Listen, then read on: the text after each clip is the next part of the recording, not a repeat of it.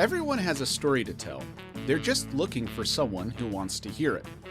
We assume no one wants to listen, and because we already know our own story so well, it gets a little boring to our own ears. We start to believe that our life experiences are pretty much the same as everyone else's, that our stories aren't worth sharing, that they're not interesting. But they are, and it's my goal to prove it to you. My name is Chris Beatty, and these are Interesting People.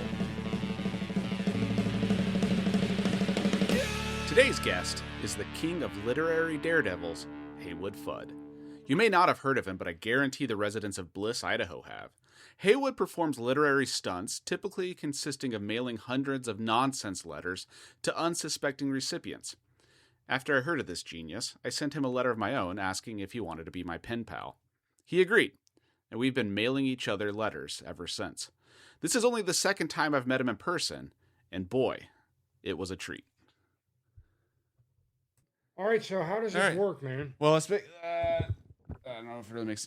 I mean, I'm going to know how it actually works. Oh, how it all works? Yeah, where do you record it to? Okay, so we got... This is... So those things are synced into this one...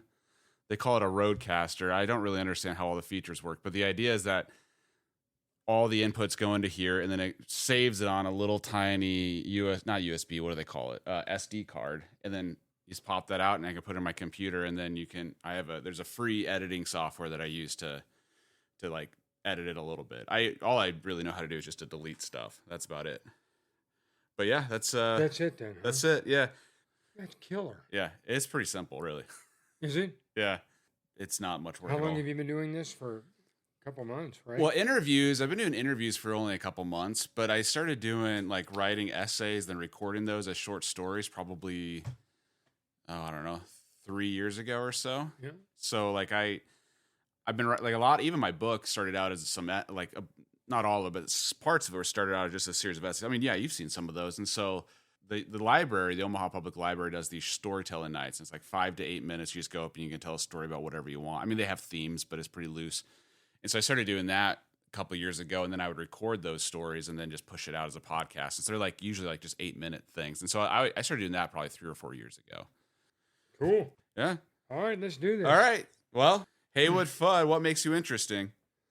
Well, I got to tell you, it's not what makes me interesting. It's really what makes human beings interesting to me. And one of those events happened recently when you sent me a letter with 20 or 25 things your kid had said in the last week. Yep. And I read that with interest, and one of them was a sock doggler. It floored me. And you want to know which one that was? Absolutely. I'm clean as a dirty cat. And when I read that, it stopped me in my tracks, and I went, that's brilliant. So what I try to do is be observant. I've always been that way. When I was a little kid, we used to go hang out at the local barbershop. Uh-huh. Like on Saturday mornings after the high school football games. Now, I'm like 7 or 8 years old, and there's all these crusty old dudes, like my age now, in talking about whatever. And at that time, in, say, 1971 or 72, a lot of those guys that were in there were World War II veterans. Of course, yeah. They would have been in their 50s, and they talked, and they cussed, and they did all kinds of things. Well, to a 7, 8, 9, 10-year-old kid, I mean, it was nirvana. Mm-hmm. And so I've always been perceptive, and I think if you're going to be a good storyteller, if you're going to be a good writer, if you're going to be a good movie maker, you have to learn to be observant. That's my view. And I think I've always been that way. And I find humor in things that other people do not. Mm-hmm. Because I don't look at the news like most people do. I don't read newspapers anymore, but online, I get singular little bits of information. I go, I could run with that. And then it goes from there. And as you've seen, dozens and dozens of letters, I just turn a spigot on, and it just flows out of me. I've had people like my mom, and where do you come up with this stuff? I think it's the result of really just being observant as a kid. I mean, I grew up with the Marx Brothers, W.C. Fields, The Three Stooges. I cut my teeth on Monty Python. So that's all that old school comedy, and I learned to read by reading Mad Magazine. So I was warped at an early age, because of all these influences that were coming into me, and I just filed so much of it away, Uh-huh. And a lot of the things that you've probably read in letters that I've written to you, some of that's very true. Oh yeah. Yeah, and it actually happened. And so that's, I think, I think, if you're going to be a good writer, you better be a darn good reader. Yeah. You know what I mean? Yeah, absolutely. So I do as much I do far more reading than I do writing. Yeah. So that's kind of where I get a lot of that stuff, is just being observant, going to the grocery store and watching people, and how they act and what they do. And, it's just, I could have a field day in this basement down here, because looking around your bar, I just see hundreds of things that I could just run with. Yeah. And that's honestly the idea behind even this space, was like stuff that I have a similar connection to, right? Most of these things in my bar have a story to me.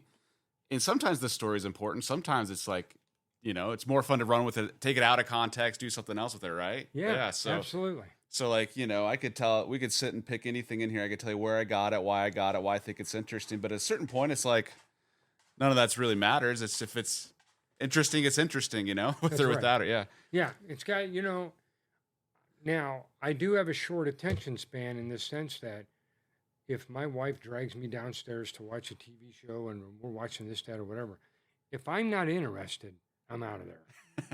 Yeah. If I'm not, and I'm not trying to say I'm serious all the time, or I'm trying to pick something out of the ether all the time to write about, because I don't.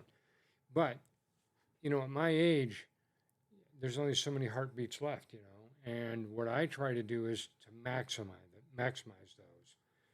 And it doesn't matter if I'm mowing the lawn, I'm constantly thinking, and I'll start laughing about something, and I'll file that away, and away I go. And, and the next morning I get up every day about, 5:30 or so. I'm retired, but my wife works.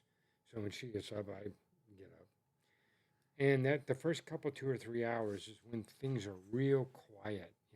I like quiet, because that's when the ideas come. And so I write for, a couple, 2 or 3 hours every day. Wow. Yeah. When did you first started writing letters, or have you ever written anything else other than letters? Yeah. I'm not going to get into that, but I did a little bit of ghostwriting one time. Okay. And the book was very successful. Okay. And I don't want to talk about that, but, so I've always had a fascination with writing, because I've always had a fascination with reading. And I would study how certain writers wrote something, And many of those writers were opinion writers, or political writers, or whatever. Or I would even study newspaper ads. How does this flow? Because I think with writing, there's a cadence to it. I'm not a musician, but writing, there's a beat and a cadence to it. There's a flow to it. There's a crescendo to the whole thing. And, that's, I've always been fascinated with that, as to when you look at a really, really good writer and you read, and I'm like, wow, because there are so many incredible writers out there. I send money to people sometimes to read my stuff, because I'm such a horrible writer. I do. Yeah. I've done that. Yeah. Here's $1. Yeah. And people are like, what the hell is this? Yeah. But it's so, I've always written, not a good writer, but I study it. It's a craft. Yep. You know what I mean? Absolutely. And I'm not a musician, but I would have to think that a musician or a sculptor or a painter, would really study that. Would Lincoln say if he's going to chop down a tree, he'd spend the first 58 minutes sharpening his axe? Yeah. That's kind of my view with writing, because I want it to be as clear as possible, as punchy as possible, and to me, as funny as possible. Now, I don't try to write stuff, knee-slappingly funny. I try to write stuff that there's some stuff in between the words, in between the lines. If you look at it, go, what the hell? My mom will say, what does this mean? And I'm like, I don't know. She got one the other day. I sent her a blurb of some of what I had written, and she wrote back and said, "Don't tempt God." What does that mean? Well, I'll send it to you. I wrote a little something about people or a couple of guys and their experiences in what I call the whoop-de-doo lounge. Yeah. We Yeah. got the Whoop-de-Doo Lounge, Josephine's Cozy Now Corner there's a good bar. Cafe. Josephine's Cozy Corner Lounge is here in Omaha. Okay. That was that was again just a sieve. I mean, it was a sieve of just soaking up everything that bar had to offer. It's a working class bar down on 20th and Pierce. It was right across the street from an Italian restaurant called, I'll remember it here in just a minute, but it was in that Italian restaurant's closed, and it was in the original Rotella Bakery building down Okay. on 20th and Pierce is where this Italian place was. Anyway, I went there because my wife and I were doing research on the top 10 oldest contiguous bars in Omaha. Okay, yeah. Well, this is one of them, Josephine's. Frank, who runs it, I believe it's his father, who came back from World War II, started the bar. Maybe he and his brother, I think. So when we're down here, you got to fire up the Googler, call up Josephine's Cozy Corner Lounge, because there's pictures of it on the internet. And you're going to tell you and your wife, we're going. Is it It's still that operational? good. Yeah. Okay. Absolutely. I had no idea. Yeah. So I wanted to use Josephine's Cozy Corner Lounge in one of my books, and then I started, well, I didn't get Frank's permission to do that. So I just, again, the idea popped into my mind. Oh, the whoop-de-doo lounge. Uh-huh. You know, where that word comes from, it's just cycling around. And so I came up with that as a make-believe bar, but some of it's from getting inspiration from from Josephine's Cozy Corner Lounge, to include the payphone on the wall that doesn't work. It's awesome. Yeah, it's awesome. We used to always go after work to the, did you ever go to the Millard Roadhouse? Yes. Well, it started out as a Friday tradition with my coworkers. Then it kind of turned into a more than just Friday, and then it turned into a whenever we felt like a tradition. But Now that's closed now, isn't it? yeah, so they tore that down. So they blighted the area to try to spur redevelopment, Mm-hmm. and then they redeveloped all around it, and then eventually they sold that property. Now that's a UNMC clinic. So they leveled that, and now that doesn't exist. The building itself is gone. But we would go with my coworkers and I. We would go, like I said, most of the time, 2 or 3 times a week. It turned into kind of towards its heyday. But that was our Josephine's Cozy Corner Lounge. It got to a point where they actually I was gone the day they took the picture, but they went around with the camera just taking pictures of all the regulars, and they took a picture of my buddies, and they put their picture of them right on a framed photo of them right next to the shitter, like just right outside of it. Yeah, that's perfect. Yeah. And That's perfect. And then you walk through it and you would see all these other people that we recognized. I didn't know them by name, but we knew their faces because we were in there so much. But I didn't grow up watching Cheers, but that whole idea of being a regular at a bar, that's almost kind of like being a regular at a barbershop. Right. That's something I always longed for, and I don't really have that equivalent anymore. But man, there's something special about those places, right? Well, because it harkens back to a time, so much of what we experience today, I think, is people sit home, they've got 500 channels of TV to watch, they have high-speed internet, and what that does is it causes us to become more of singular instead of more multifaceted and interacting with human beings. We're social animals, and when you can find a place like that where you're really comfortable, I mean, it's quite rewarding. It's fun. There was something about just having the bartender know your name when you and start pouring your beer as soon as you know exactly what y'all want. And we had one bartender who he pissed off my coworkers. He would sit down and start eating our food, like chips or whatever. He just sit down and eating it, and then he was like, "What the hell's he doing?" I'm like, "Well, leave him alone." Right. Yeah. So when did you write your first, or when did you do your first literary stunt? Then? Oh yeah, well, that's why I call myself, Haywood Fudd. I'm the undisputed king of the literary daredevils. I think it was 2018 or 2017, and the funny thing about it is how I got the inspiration for the entire book. I was down at my mother's house for Christmas, sitting on the sofa, probably bored, and she started complaining that her molar hurt. I said, "What's that?" She goes, "Yeah, one of my molars hurts." And it just came forward, and I just got my laptop out and started writing. And it had something to do with teeth a little bit, maybe, and it just took off, And I went, that's hilarious, And then I wrote another one. So what I ended up doing for the first year, instead of Haywood Fudd, I called myself Huge, Huge. So I took all the last names from the 1969 Kansas City Chiefs, and I had all those in a book, and I went on, you can go on any number of internet sites and get addresses. So what I did was I just got average, ordinary people down in Kansas City, and I would type in, like, Lynn Dawson was the quarterback. Typed in Dawson, and all these names would come up, and I would pick one of them. And then I sent him this crazy letter with no return address and a $5 bill. And it was outrageously, I found that one outrageously funny. And then I wrote 100 people up in North Dakota and businesses. I've never been there, but I want to go. That was a riot. And, so I guess I've done 7 or 8. My most recent one, I don't know if I told you this, was I wrote every small business in Yazoo City, Mississippi. There's 235 of them. And I put a $1 bill in each one of them. And I told them, I said, the first line was something like, Happy National Small Business Week. I wish you much continued success. Because I sent the letters all from about I dated them all April 29th, because National Small Business Week is May 3rd through the 10th. Okay. So they got all of these letters during National Small Business Week. Yeah. And then one year I wrote, I think it was 240 every address in Bliss, Idaho. I sent them, they all got a Christmas card, and they all got a unique Christmas letter, which was just out there.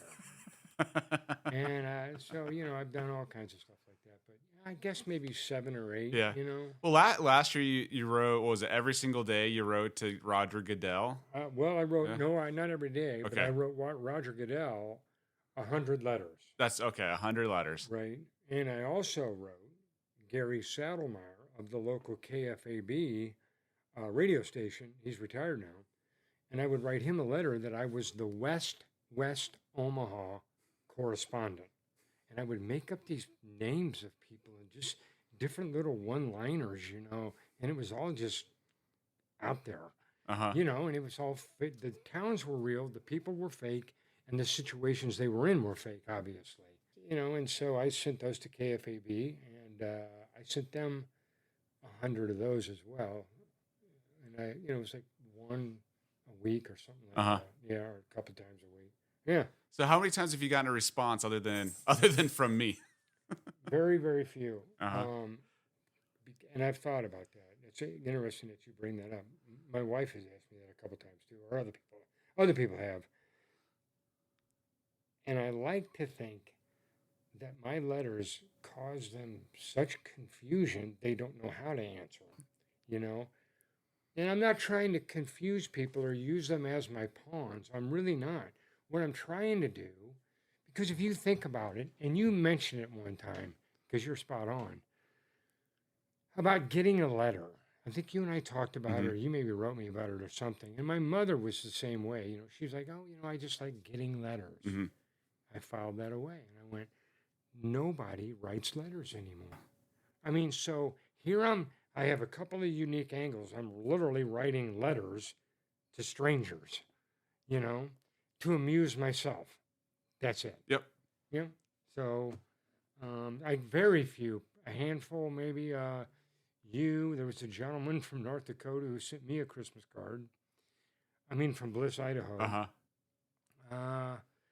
One guy, and I still have it at home. I don't know how or where he got this letter, but he wrote it to me from San Francisco, and he put a couple of $1 bills inside of it. And he says, I don't know who you are, but I want to provide you a couple of dollars to encourage you to continue doing what you're doing.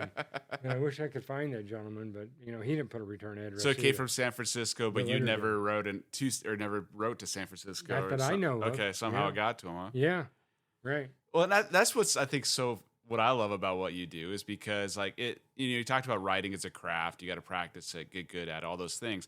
But there's also like, you can write for reasons other than writing. You can write to try to make money. You can write to try to get, this or that or whatever. And I feel like what you do is like the goal is writing in its purest sense, in that like first off, I think you want to entertain yourself, but also you just want to entertain other people and then, make people a little happy. And if you read anything that you've written or any of your letters, there's nothing about it. I think people will be confused, but that's like the worst possible outcome. It's just to provide a little joy, a little bit of, something unique about their day that doesn't happen every day. Well, and if you get a stack of mail, you or anybody else that's listening to this, when you go to your mailbox and you pull out the mail, and if you're like me, I kind of cycle through it right at the street.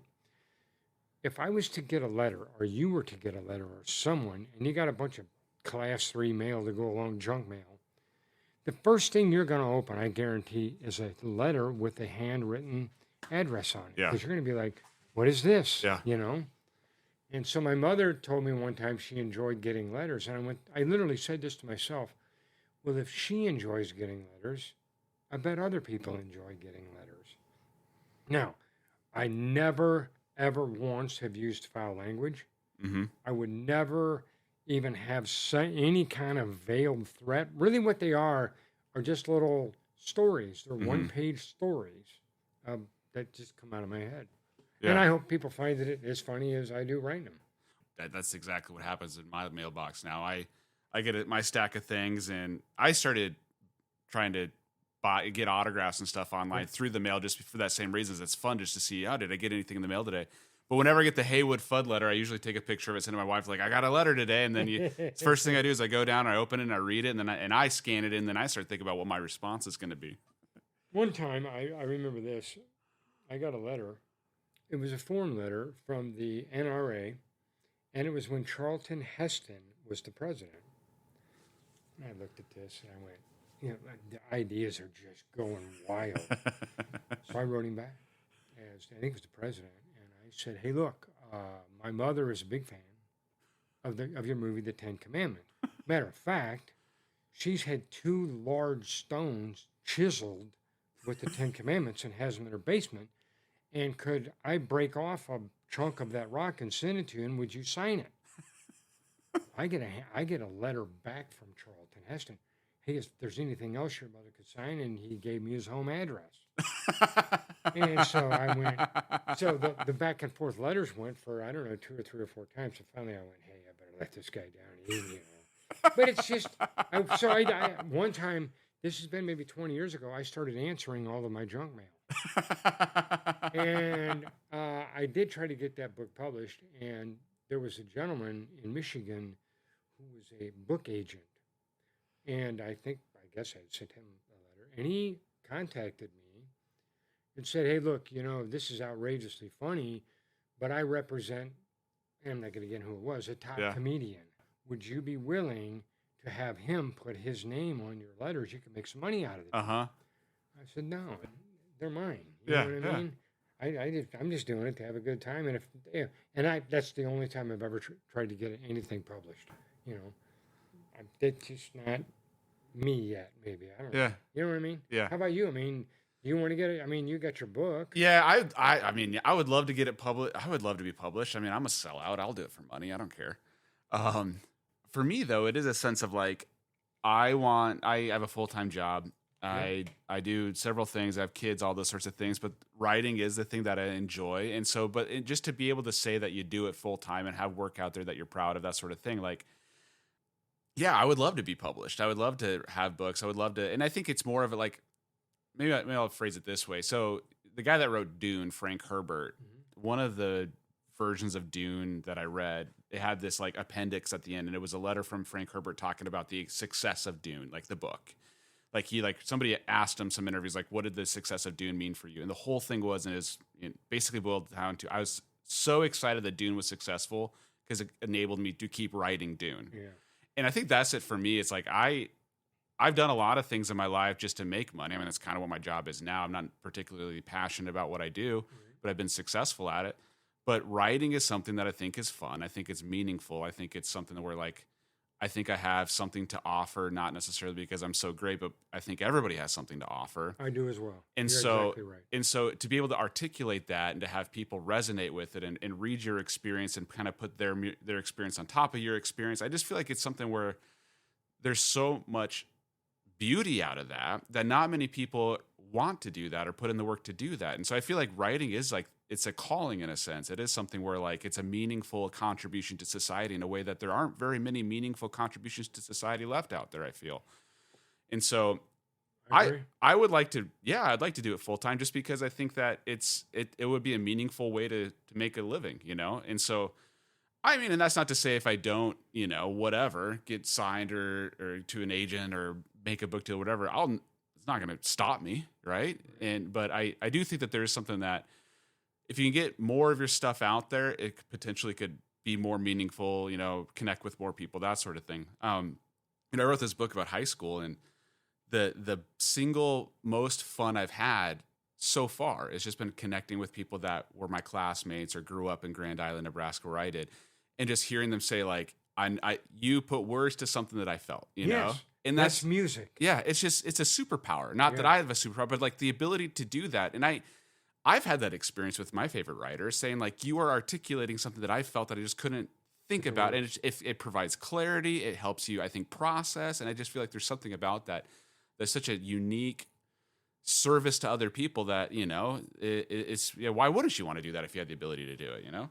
Well, I also wonder too that the percentage of people in this modern digital world in which we live write. I wonder if if that pool of people is shrinking or growing. I don't know, you know. But back in the day when the Googler wasn't around, you either read people in magazines and books and newspapers, and it was more of a you got something in your hand. You know what I mean? Yeah. And like my wife will read on an iPad or whatever it is, and I'm a book guy. I'm a physical book guy. Put my little bookmark in there, and so am I. And you know, I've thought about with what I'm doing right now, maybe trying to do that. But and I think the name of the book would be Tales from the Whoop-De-Doo Lounge, and it's but I don't know. You know what I mean? There is some, what I've experienced is even putting out self-publishing a book is it's like I always tell people there's 3 parts to it. You have to learn how to write, which is hard. And for me, that's the most fun part. But learning how to write is hard. You have to learn how to make a book, which is hard, but also less fun. And then you have to learn how to sell a book, which is maybe the hardest and the least fun out of all of it. You're exactly right. And so like I would love to spend all my time on the front. And I feel like some of my favorite authors maybe at this point have paid their dues enough to where they can just do the first of those categories. But I think the reason why it's so hard to write is because writers want to write. They don't want to do the second part, learn how to make a book. And they certainly don't want to learn how to sell a book.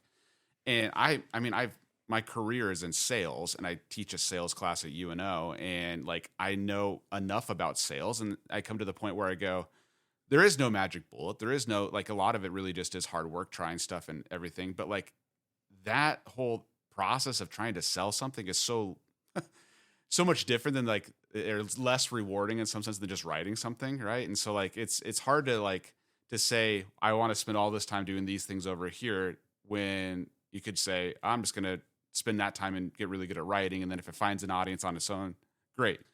So I don't know. I struggle with that because like I've talked to people about like what it takes to become a big name writer or whatever it is, and a lot of it is just like, I mean, there is no secret to it. It's just you got to try to do a bunch of stuff and get people to notice you, and you know, especially when you're talking to agents or publishers and stuff, like they want to make money. Like they're in it to make money, and it's not because they're bad people, but it's because that's their job and that's how they make their living. And so, you know, they might find the greatest book in the world written by an unknown author and not publish it because it won't make any money, you know, and that's not their job. I think with the publishing industry today, with paper products, the expense of publishing books, I do think the book world is going to be more of an automated, you know, people reading online, that kind of a thing. And that's where it's all going, or that's where it is. So that there is some benefit to that because, you know, you write it once and sell it many, you know, if it's the digital product. Yeah. But you're exactly right. The front end of what you're talking about is where you and I live. Yeah.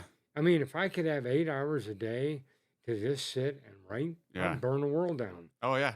But then you're right, getting the book out there, and then you would have to go spend time and market the book, and that's just not me. Yeah. Well, and see, I even like public speaking. I like being in front of people. I've done a few book events, not many, just to count them on one hand, and a few. I did a Q&A in my hometown of Grand Island, and there was maybe 10 people in the room, and I probably knew 9 of them, just from growing up there. But it was such a fun way to spend my afternoon or my evening, whatever it was.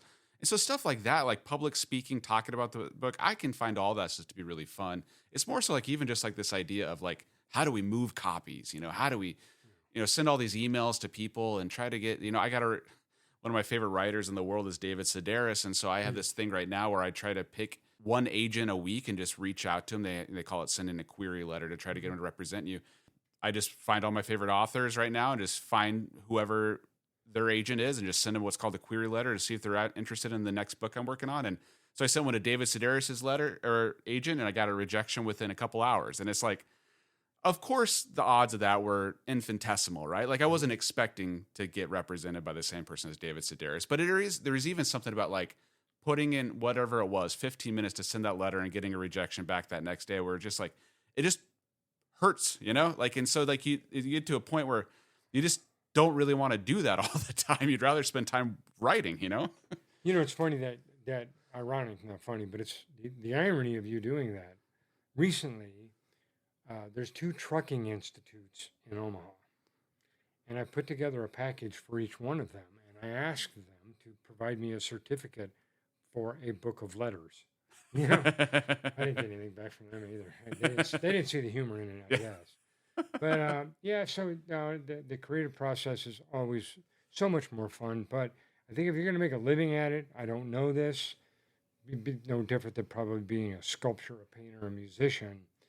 You've got to cultivate a group of people, I think, that will help you. I think word of mouth in the digital age goes a long way.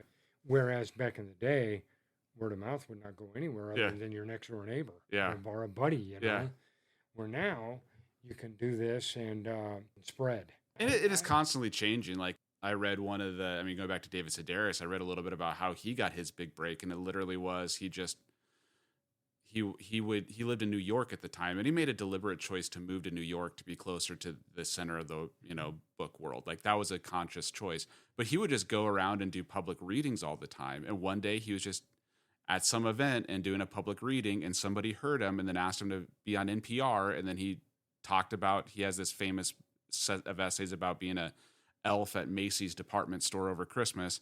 And he read some of that stuff on NPR, and from that catapulted him into, what he is now. And, cause he got an agent and all that stuff, like kind of that started at that point. But I mean, the dude at that time, he was living off of $10 a week and addicted to every drug there is. I mean, he had a rough life, right? But it was just, he put himself out there, and one day somebody discovered him. And I'm sure there's still stories like that in today's age. There's gotta be, I hope there are, but like, I think that right now what everybody wants is somebody has a giant YouTube platform or, followers and all that sort of stuff. And that's how people get discovered. And for somebody that just hates social media, even though I try to do some stuff with it, it's just like, it almost seems counterintuitive, right? It's like, I don't want to become that kind of person in order to, spur on the other creative stuff. Yeah, I tend to agree with you. Because that other stuff doesn't scratch my itch. But if I'm going to do this 3 hours a day, at some particular point in time, I mean, I got a couple of ideas that are kicking around in my head, potentially about how to get stuff out there. But realistically, that's only been within the last month. Compared to the last 7-8 years I've been writing. Yeah. I just do it as a hobby to entertain myself, period. Yeah. And if you lose sight of that, I feel like it's going to become like anything else. That it's like turns into mowing your lawn, right? It's just something you do. I mean, if you don't enjoy it. If I try to write something that I know is going to tickle Chris's fancy, is going to make you laugh, I've sold out. Yeah. You know what I mean? Yeah, I do. Yeah. And so if you find it funny, that's great. Yeah. You know what I mean? But I'm only writing. I read something one time, a writer has to have at least one reader. And I picked up on what they were laying down, meaning that you have to have somebody, maybe like my daughter, who will read this stuff, So you have to have at least one.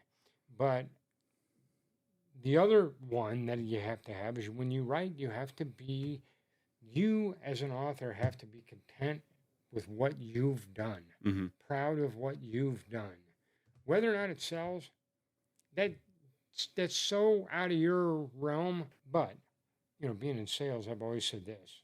Next time you teach a sales class, I want you to stand up and look at the bright little faces out there in the room and go, hey, anybody out there got any money they don't need? And watch the mass confusion. I do that all the time at the Hy-Vee up here. The total strangers. I'll go up to them and go, hey, pardon me, sir. Hey, do you got any money you don't want? People will be like, what?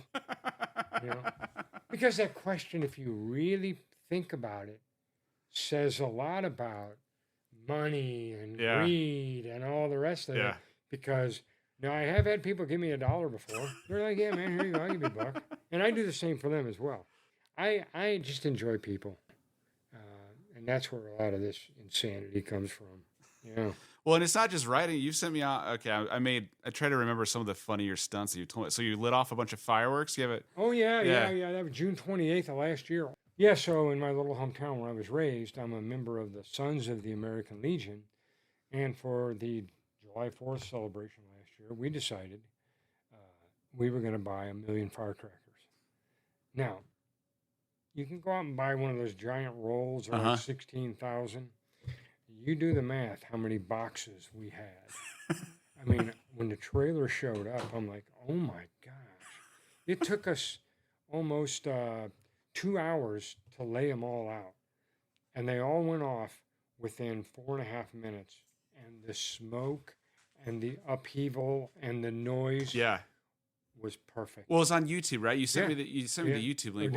Or you told me about it. What was it? Like Missouri? Yeah, it was down in Union, Missouri. Union, Missouri fireworks or something. Yeah. I watched it, and 4.5 minutes doesn't sound like a long time. Then you start thinking about what 4.5 minutes would be for a fire, like listen to fireworks. Like, if one firework is instant, right? Think about that for 4.5 minutes. And we'd have huge piles of them because there were so many that we're like, we can't string these out. I mean, it'd go for miles. The smoke that went up looked like a gigantic firebombing from World War II. I mean, the billowing clouds that and we're like, oh my gosh, It's everything I ever wanted to do is set up my own firecracker. So I did do that, yeah. Are you going to up the ante at all this 4th of July? There was some talk about that, but it's also brutally expensive. When you buy 1 million firecrackers, I forget what the price was. Maybe it was like $6,000, maybe something like that. I don't know what it was. It was a lot of money. But, the deal was we wanted to bring awareness to the Legion. You should have seen the hordes of people that showed up. Did you promote it and stuff ahead of time? My brother who's down there and my cousin who's down there, they promoted the hell out of it. Flyers all over town, flyers all over social media, on the radio. So all these people just started showing up, and I haven't lived back there in 40 years. I don't know any of these people.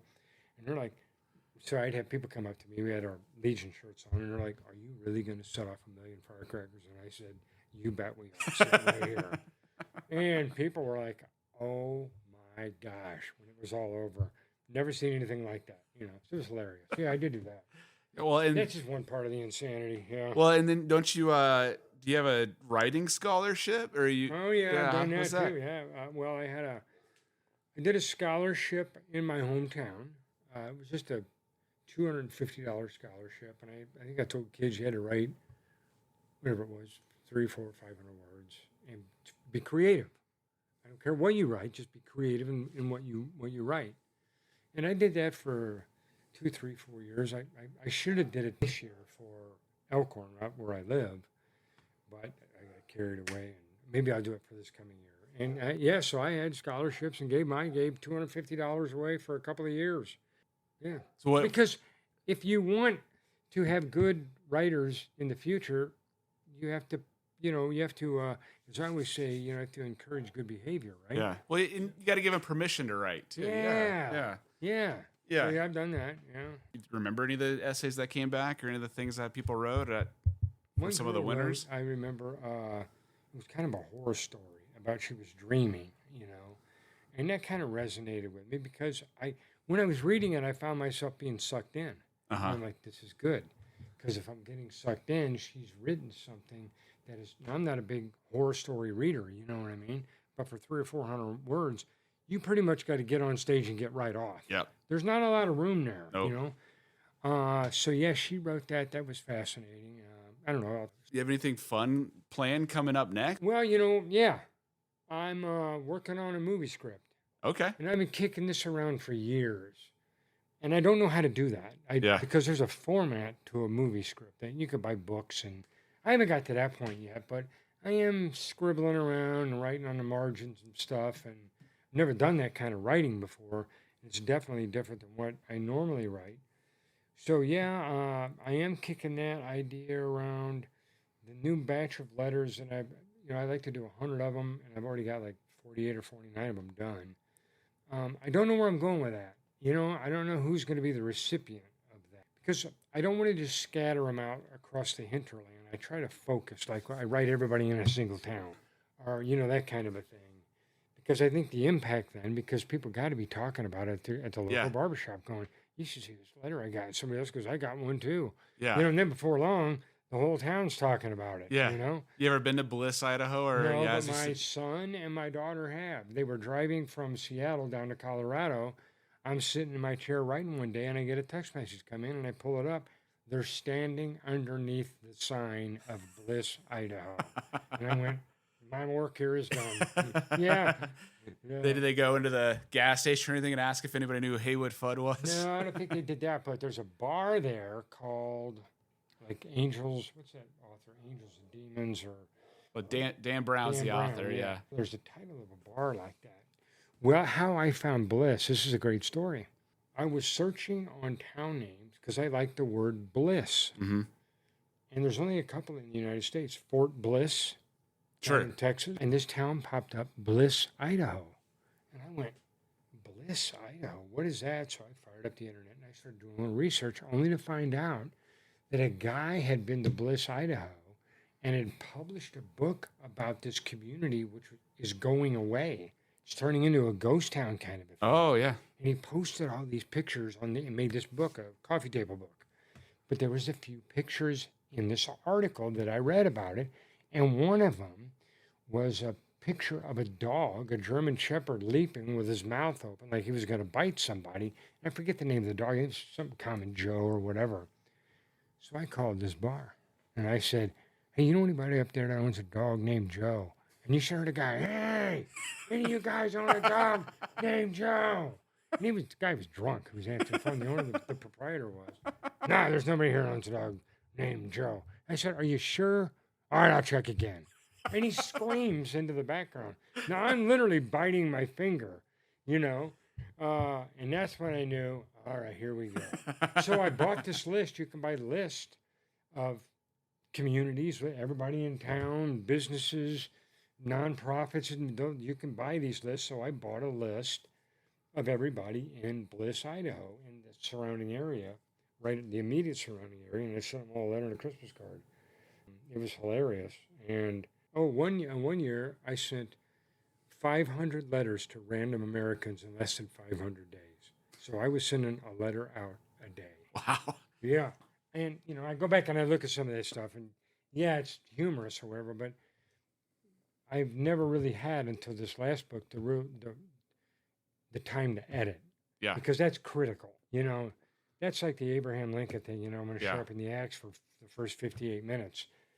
And so when I do get the time to edit, that's when you can really make your writing crisp and make those words sing the way you want them to sing. And so I've had that opportunity, or I did last year, when I sent all the letters this past May to Yazoo City, Mississippi. Now, there's a funny story about that. So, you know, if I only have 200 letters, I got to find a town that has 200 small businesses or 200 people. And that takes time, right? Mm-hmm. But I was thinking about Wahoo, Nebraska the whole time. That's funny. It's a funny name, Wahoo. Chief Wahoo McDaniel was a wrestler back in the 70s and 80s. So I was like, you know, something like Wahoo. And I don't know, I was all over Texas. I was going to do it in Jolly, Texas. But I just couldn't find, and I stumbled upon Yazoo City, Mississippi. And I'm like, what is this? Well, and lo and behold, the perfect sized town. And I went with it and I said, I'm going to buy that list. And that's how I stumbled upon that, because I'm looking for unique names as Yeah. well, right? Because that's funny. I mean, if you go online and you look up funny little town names, there's some outrageously funny town names. Down in Missouri, there's Bourbon, Missouri, Uranus, Missouri. Isn't there like a Mexico City in There's Kansas? Mexico City. I mean, yeah. I mean, so those. But in Nebraska, there's a ton of really small, unique little towns. So that's what I do. I try to find little stuff, little towns and communities and people or whatever, or a business, and everybody gets the letter on the same day. I think that's funny. Well, the other thing about those small towns that I like is they all have their little stories about how the names came from. Like I know some of the Nebraska, like Kearney, they spelled it wrong in the registry because it's supposed, or whatever, they registered the name because it's supposed to be Fort Kearney is Kearny, but when they officially incorporated as a city, they stuck an extra E in there, and so they spelled it wrong. So now their city name is spelled wrong. Right. Yeah. And it's named after a famous general. Yeah. Yeah. Yeah. Stephen Kearny. But now it's named after nobody because they spelled it wrong. Or like, what's the Norfolk versus Norfolk? Yeah. That they supposedly. Hooper. They call it Hooker, Nebraskans. And I'm like, how do you get that from Hooper? If you've taken any phonics classes, it's Hooper. Not here. Hooker. And I'm like, okay, I'll go with that. Or Cairo, Nebraska, they call it Cairo. They're supposed to be Cairo, but right. Yeah. Like Cairo, Illinois. Yeah. I mean, yeah. So I do go down a lot of rabbit holes about how towns got their name, because you learn so much, and there's some little vignettes in there I file away. Yeah. That I use. Yeah. While some people won't find anything about that interesting, I find it fascinating. Yeah. Well, it goes back to your earlier point about just being observant. I think that's like, there's almost like a way of looking at the world that I think writers have that just makes it fun, And I think that there's probably like, politicians probably look at the world a certain way. Business people certainly look at the world a certain way. Good point. And I think that, and I've never been a politician, but, I've been in the business world for a while. When I first started like being serious about writing, it almost made my life better, because I wasn't looking at, the world in terms of economics or how to make sales or whatever it was that I live in day out. It's more, look, what's interesting about this? What's fun about this? What's the story behind this? And even just talking to people, right? Like having conversations with people. I've never been a guy that likes small talk, because to me, small talk is kind of pointless because there's no trivial. It's trivial. Yeah. Like why? It's like eating an air sandwich. Yeah. There's nothing there. But if I can spend time with somebody and look for the story behind whatever, because everybody's got one. Yeah, absolutely. It just takes a little bit of being gregarious and outgoing to get people to start talking. Because when you get them talking, you're going to learn stuff that'll just cause you to just freeze. Yeah, and those I've noticed so many times, people are surprised at how interesting they are. It's like there's so many people that didn't even spend the time thinking about, oh yeah, that part of my life actually is fascinating, or. I've not interviewed a bunch of people, but 3 or 4, interviews now doing this. But like the first one I did was with the guy that designed my book cover, and he grew up in Hawaii. Like his dad was a military guy, and him and I had this whole conversation about, he read my book. He's like, I never really thought about my upbringing, and it is interesting. He grew up in Hawaii and did all this stuff, and like, yeah, that to me, a kid that grew up in Grand Island, Nebraska, I thought that was really boring until I sat down and started telling people about it. Then they're like. After I wrote a book about it, I had a lot of people come up to me and say, like, your life really is a book. You have such an interesting life. I'm like, first off, I don't even know if I agree with that. But I think at least to the point where everybody's interesting, right? Just people don't spend the time thinking about it. Well, it's like, the people say, Nebraska's flyover territory, flyover land. But Nebraska has really unique things. Like there's a lady up in Monterey, Nebraska, who runs a bar and grill up there, and she's the only person in town. Monterey, population 1. Smallest town in America. I've been there a couple times. I've also been to New York City, the largest town in America. So, when you can, and the lady up there in Monterey, her husband used to like to read, so she's got this barn, this metal barn out behind the bar, stuffed full of his books. Wow. And it's the Monterey Library. Go in there and take whatever you want. And a lady I knew wanted to read the book The Godfather by Mario Puzo, so she had it, and I took it, gave it to the lady. But yeah, free library. And I wrote Yeah. a piece for the Wall Street Journal about that, but they didn't take it about this little town. But there's fascinating stuff in this town. Who's the guy who wrote the book about out in North Platte back in World War II? It's called something little town. Oh, is it that? What's his name? Bob Green or Bob Green's yeah, book. Yeah. Have you read it? I haven't. I was going back through your old letters and Read that. I saw when you told me to read that, and I Once filed it Upon a away and Town didn't do is it. the name Yeah. of it. Yeah. Read that. Yeah. I know it's on my list, and I regret that I didn't do it when I was writing my own book. Yeah. Yeah, Bob Green wrote that. And I've read a number of his books too. Yeah. So Nebraska's a wealth. I mean, it's a treasure chest of information. For instance, the little town, and I did get this published in the Wall Street Journal. There's a little town called Tarnov, Nebraska. It's 15 miles northwest of Columbus, out in the middle of nowhere. I was doing just some research about Nebraska, and I stumbled across Tarnov. Tarnov, Nebraska was bombed by the U.S. Army Air Corps by accident in World War II. Now, fortunately, they were dummy bombs, 100-pound bombs. They thought they were with this bombing site, but it was this town. Tarnov today has 44 people that live there, and there's a museum there. I get chills about it. So I decided one day to my wife, I guess it was after church, we're going to Tarnov. Let's drive up there. It's an hour and a half from here or whatever. We get there, and I guess it was right around Easter because they were having this big Easter feast, and I'm a historian. But I call myself a historian who likes to scratch around the edges of history. Sure. Stuff that nobody else gets. Yeah. Well, I knew this town had been bombed. And this is a fascinating story. So one lady goes, well, that lady right there is the charge of the museum. Go talk to her. So I did. And she was like, I'd love to take you up to the museum right now, but if you could ever come back sometime, I'll really be able to sit down with you. And I said, I'll do that. I forgot about it. So one day it popped into my head on a Sunday morning. I went, hey, Tarnov, what's going on out there? Come to find out that day was the 80th anniversary of the bombing. Oh, wow.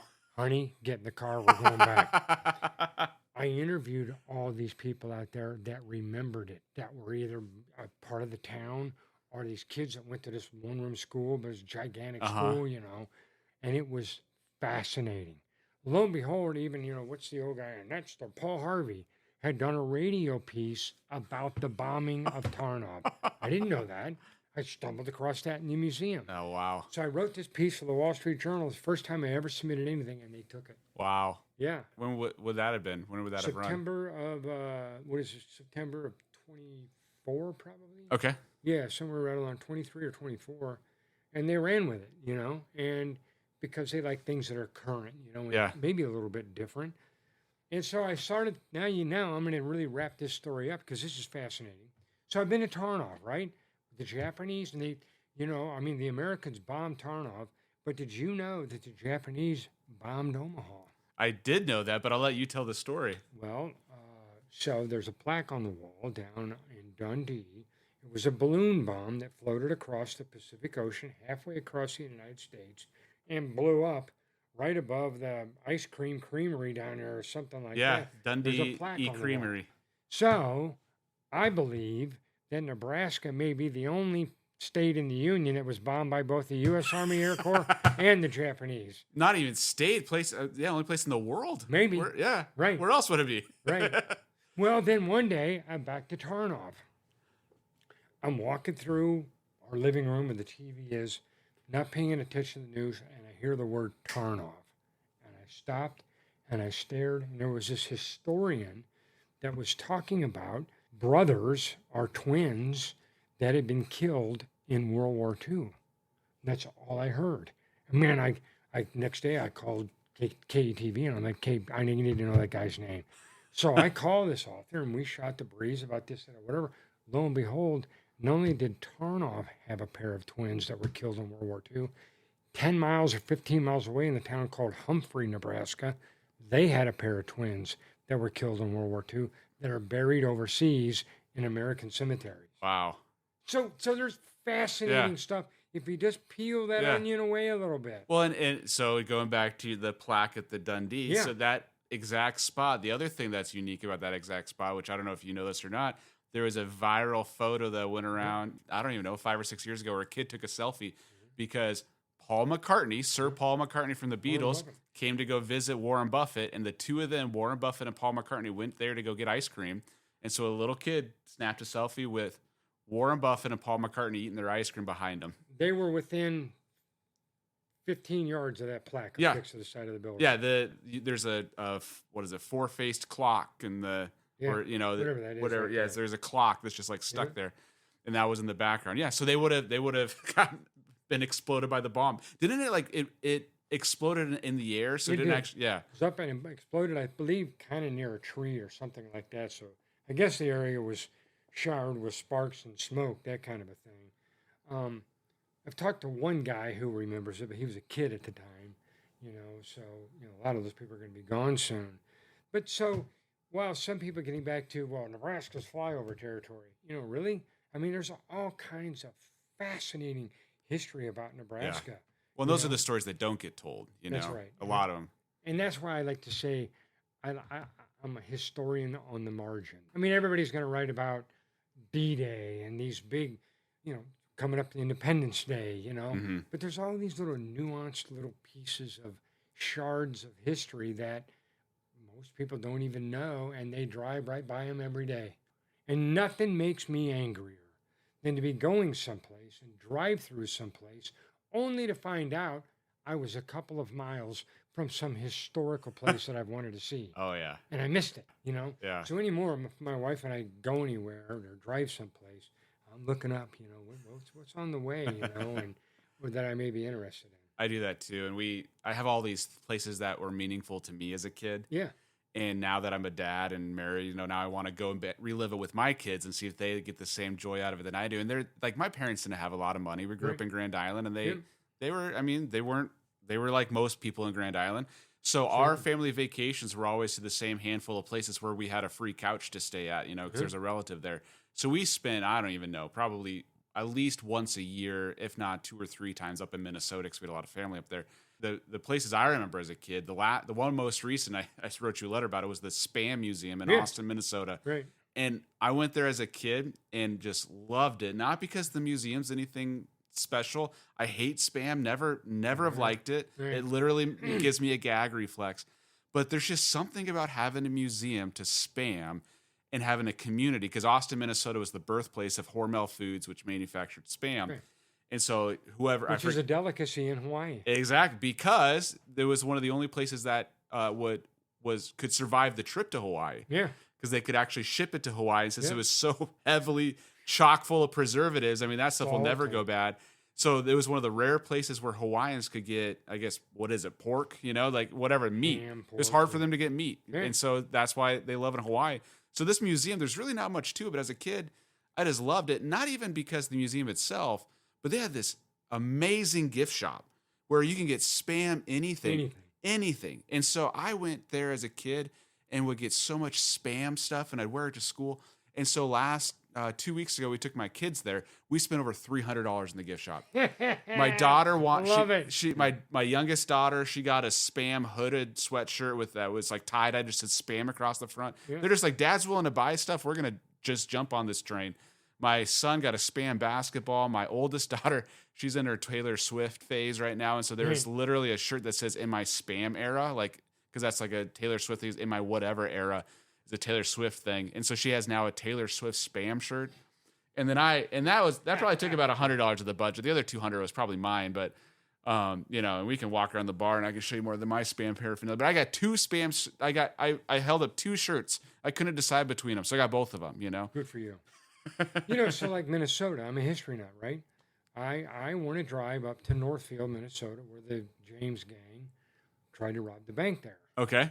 And I've read all about that. I know all. Is Jesse James? Yeah, Jesse James and the James Younger gang. There's a great book called Shot All to Hell, and it's about that robbery and how Frank and Jesse get away, but the Younger brothers are captured. well, some of that stuff is just the way it was right then and there. And I like that kind of Oh, yeah. history where you stand Yeah. right where this happened right here. And so, man, there's just little stuff like that that if you don't know you're nearby and you just drive by and then you go, oh my gosh, I could have seen this or that. But Yeah, we're going to Oregon in 2 weeks. My family is, and we're going to Bend, Oregon. I've been to Bend before, and it's beautiful. It's one of the prettiest places I've ever been. But the last time we went to Bend, I came home and I was watching Netflix, and they did the documentary, "The Last Blockbuster on Earth." I think it's called something like "The Very Last Blockbuster," but it was a documentary about what it is, the very last blockbuster movie rental place. So I watched this documentary. It's in Bend, Oregon. And that exact thing that you talked about, that regret, I'm like, are you kidding me? I could have gone to the very last Blockbuster. And so now we're going back to Bend just because, not for that, but for family reasons. We have family up there. And I told my wife, I'm making one request, and that is we are going to the very last Blockbuster. you got to do it. And my kids won't get it. I mean, they'll get it when I explain it to them. They won't really appreciate it the same way, but like, that is the single thing I'm the most excited for on this trip, is going to the very last Blockbuster. Right.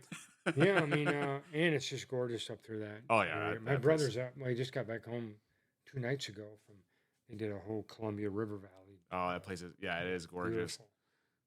Yeah. But anyway, that's so again, I mean, I go to all these little places because I'm a history nut, but I'm filing things away, Mhm. as I see things, and or I find something that's humorous that probably shouldn't be humorous, but that's just me. I don't look at a picture the way a lot of other people would. I see things or know things about maybe the painter, that you can just run with. Oh, for sure, yeah. I have a lot of art in my basement. One of my favorite pieces of art down here is it's over there. It's a woman with a Native American headdress on Right. it, which is not culturally accurate because the women never wore headdresses. But that was painted by a guy in Omaha, an Omaha artist. His name is Danny Reyes. I discovered this artist by going to a burger place that had a bunch of like art of his, but it was like all like superhero art. So I Google it, figure out who this guy is. He's an artist in Omaha. I go to his studio, and he paints on top of stuff that he finds, like trash. So this was like an old like Goodwill painting that he found, and he painted on top of it. Cool.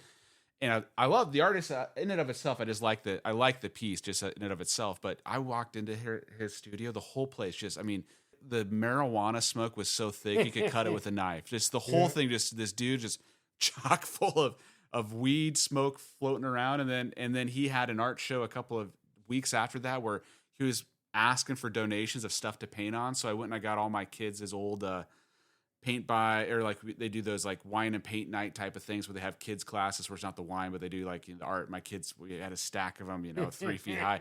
So I go over to the guy at Danny's, studio, and I donate all of those to him so he could paint over the top of them for his next art show. So, Beautiful. yeah. Like your refrigerator right there. Yep. So I wrote something the other day because I remembered my grandmother's refrigerator. It was a Philco refrigerator. I also remember the first TV my wife and I had was a 19-inch black and white rabbit ears with aluminum foil. And I went, I'm going to marry those. So in the Whoop-De-Doo lounge on top of the antique Philco refrigerator sits this 19-inch black and white TV because Stella's, have you ever been to Stella's? Yes. Yep. Stella's used to have that. Yeah. They had an old refrigerator with a TV on top, which they would show Days of Our Lives or whatever. So it's not just a refrigerator. It's a Philco refrigerator. Yeah. Yeah. It's not just a TV. It's a Zenith TV. So it adds that's just, I don't know where that came from. Yeah. Well, you start talking about that, and I just started thinking, like, my room growing up, I have 2 brothers, and we would do that thing where you kind of rotate through rooms. One kid moves out of the house, you get his room, then that one, and you move into that one. So one of the rooms that we all shared, it had this really, really high up closet and this shelf that's super high up. You can't see into it. But my brother figured out a way to run a cable line, tap the cable line from one TV, move it over, run it to his room, tap it into his room.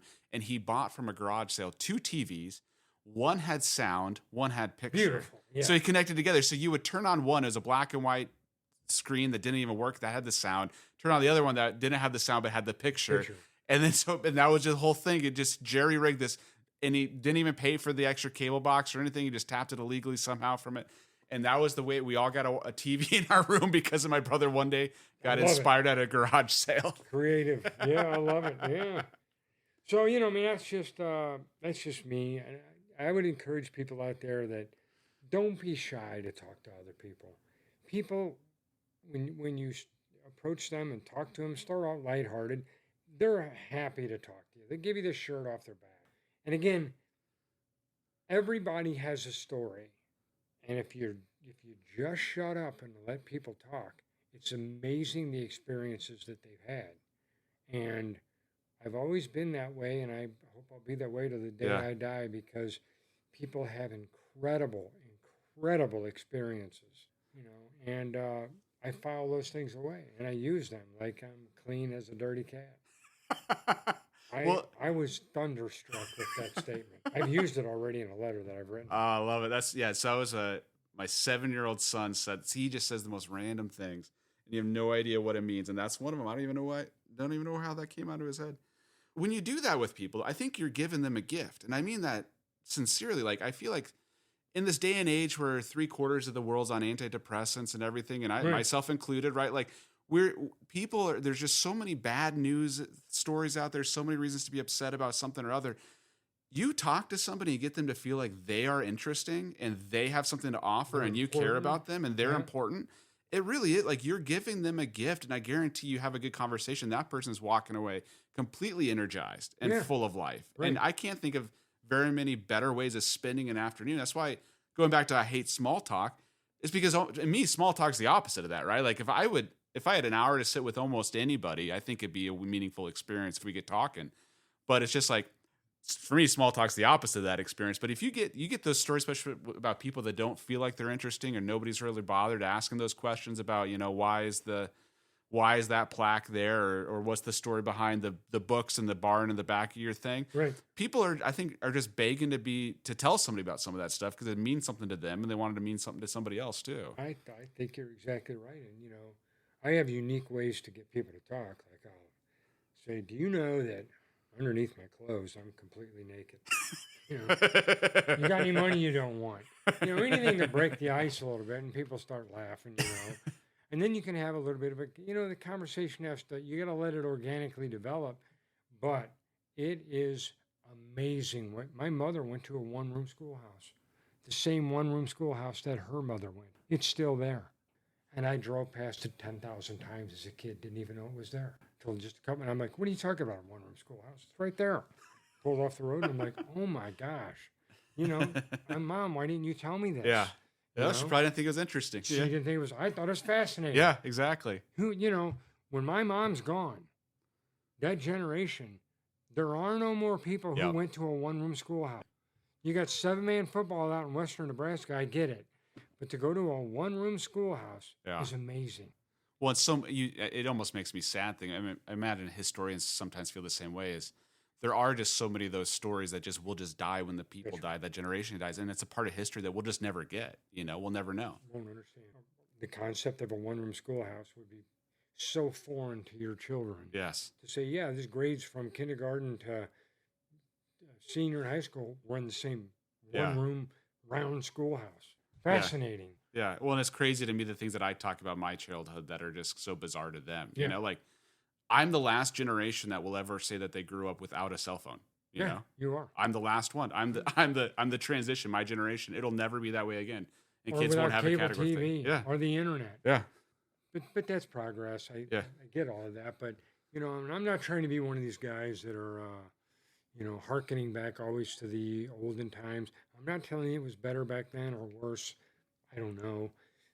But when you're a sieve for information, and a lot of the experiences, because I grew up in a pretty small town, I think there was 3,400 people at the time. You get to know people. You get to know who the crazy ones are, You get to know, for instance, one last story. I worked in a bakery. And at that bakery on Saturday mornings, there was an elderly gentleman that would open up the door for everybody coming in to buy donuts or a loaf of bread or whatever. We called him Cleveland the Doorman. Cleveland, one day, I was like, I'm like 11 or 12 years old. And I went out and I talked to Cleveland, the doorman, and he told me his name was Mr. Skaggs. And I said, Mr. Skaggs, where did you get that Smokey the Bear hat? He goes, what do you mean where I got that hat? And I'm like, I don't know. He said, it's my World War I campaign hat. Wow. And I remember what I asked him. I said, wow, what'd you do in World War I? And he said, you want to see? And I'm like, still I get shivers. And I said, yeah, well, what am I going to see? He whips out his wallet. It's about 3 inches thick. He folds it over. And there's a picture of like 12 guys, and in the middle of the picture is the Queen of England. Wow. And he goes, that's me. I guarded the Queen of England. Wow. In World War I. Think about that. He had that picture with him all the time. All those years. All those years waiting to tell somebody about it, wanting to tell somebody about it. Me, And it was you. I still remember it 52 years later. Yeah. Impactful because, again, World War I vet, those guys are long gone. And so, there's just little things that like you say, you ask people and you get them to talking, and people do find that interesting. But yeah, I enjoy writing, and I enjoy. I'm a stunt writer. That's what I am. I'm the Evel Knievel of the literary world. I do stunts, to entertain myself.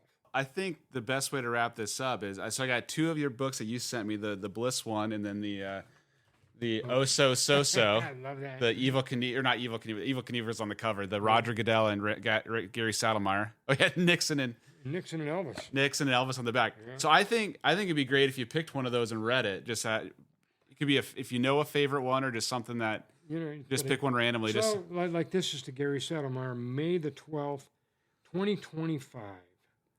Art Fiedler, 66, of McCool Junction, Nebraska, doesn't attend his granddaughter's soccer games because he doesn't believe soccer is a sport worthy of his attention.